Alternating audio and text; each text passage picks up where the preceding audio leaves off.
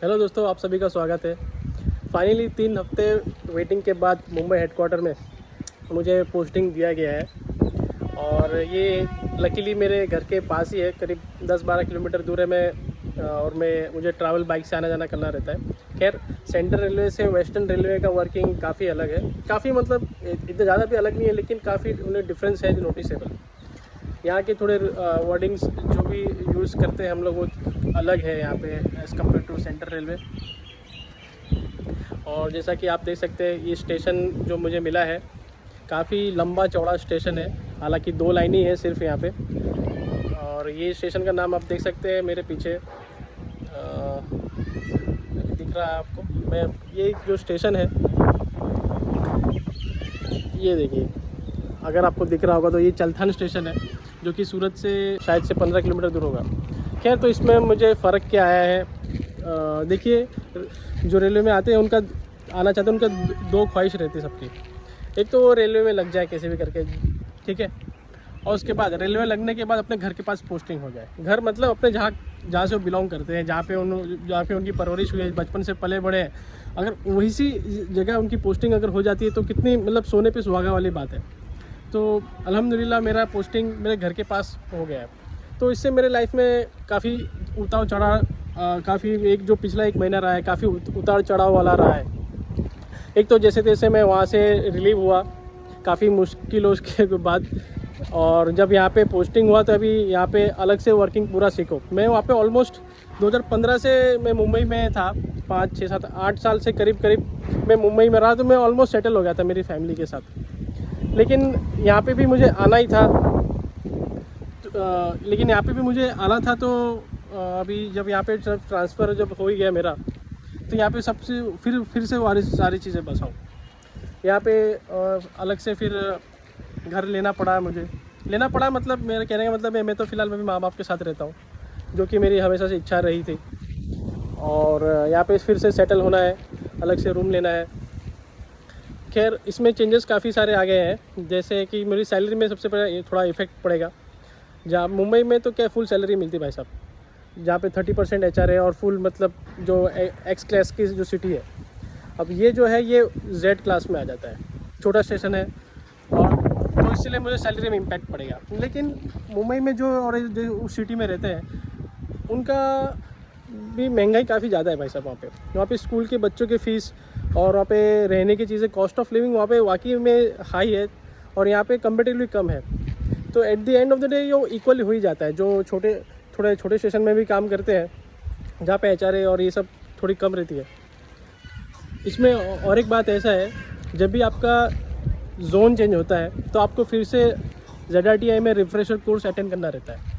तो ये जो अगर डिवीज़न से में आपका जोन चेंज नहीं होता, खाली डिवीज़न टू डिवीज़न आपका ट्रांसफ़र होता है, तो ये ऐसा नहीं होता है।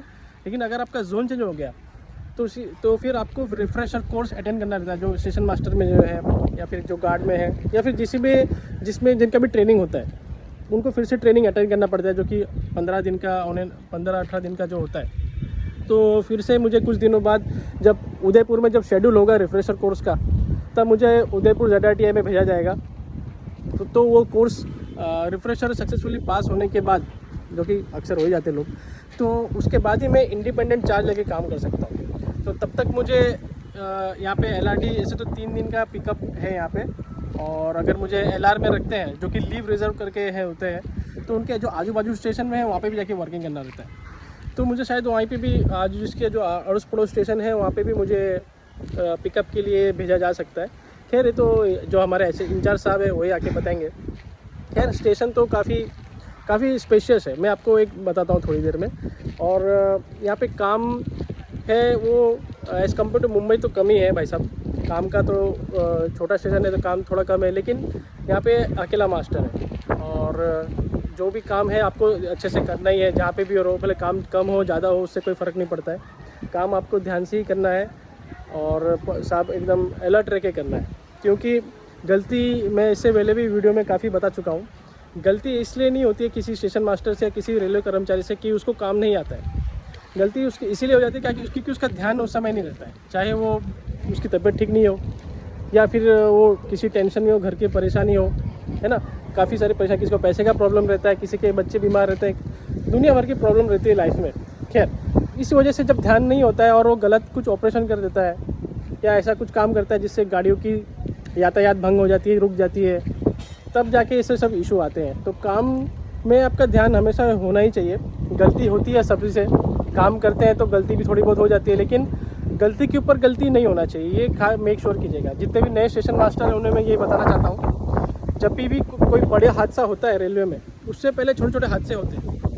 तो ये छोटे छोटे हादसे हैं, ये इंडिकेशन है कि बड़े हादसे की तरफ ये लेके जा रहा है। तो अचानक से कोई बड़ा हादसा अचानक से एकदम नहीं हो जाता, यार गलती कैसे हो गया। छोटे छोटे हादसे होते रहते हैं उसी बड़े हादसे होने से पहले, और उसी हम उसको इग्नोर करते जाते हैं, यार ये तो छोटा मोटा है कि कुछ नहीं। तो जैसे कोई आप जितने भी नए स्टेशन मास्टर हैं उनको मैं ये कहूँगा, आपसे अगर कोई छोटी सी गलती हो रही है तो उसको लाइटली मत लीजिए, उसको तुरंत उसको आप याद मतलब उसको अपने दिमाग में ध्यान में रख लीजिए, लिख लीजिए कि भाई इस छोटी गलती से ये गलती हो गई मेरी।